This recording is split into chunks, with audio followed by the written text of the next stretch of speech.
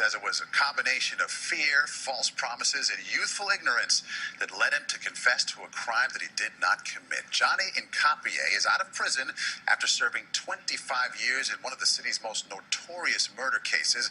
Well, tonight he is talking about the alleged false confession that changed his life. CBS2's Lou Young with the exclusive story.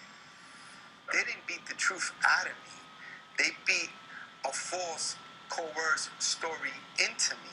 In his first sit-down interview after being released from prison, Johnny Incapie tries to explain the videotaped confession that helped put him behind bars for 25 years. I thought it was more like being a witness to a crime. It was 1990, one of the bloodiest years in city history. The brutal murder of tourist Brian Watkins, killed in the subway while defending his family from a pack of teens, shook the city to its core. You're slime! Suspects were rounded up. Detectives took Incapie from his home in Queens the next day. They took me with them. They told my mother that I didn't need an attorney. In the taped confession, the 18-year-old admits to being on the platform when Watkins was killed.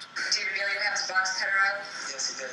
And what was said? He went behind a guy and tapped him on the shoulder and said, "Give me your money." If he wasn't there, I wanted to know why he confessed. Why did you do that? What did you think it would get you? It would get me to go back home. That's what they told me.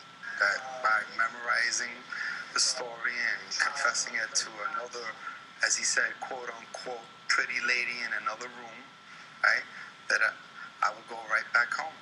And I believed him. He says one detective was physically persuasive. He pulled my hair. He smacked me in my face. He placed his foot on my chest, and he kicked me to the floor. If you lived in New York back then, you probably remember what it was like. The murder rate was astonishingly high. The police force a lot smaller than it is now.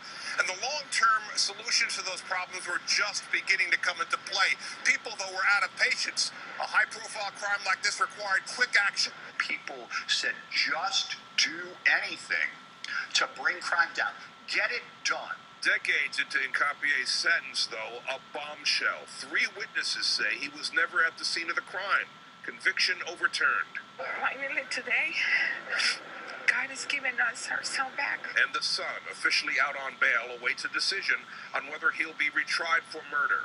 We asked Police Commissioner Bill Bratton if there are plans to investigate the way Incapie was interrogated back then. We'll let the appeal go forward. He has his recollection of what occurred. If there is another trial, the events leading up to the alleged false confession will be a central part of the case. Lou Young, CBS2 News. And in cases overturned with DNA evidence, experts tell us a full 25% of the wrongfully convicted also confessed to the crime. Some are now saying all police questioning needs to be recorded in order to protect defendants' rights.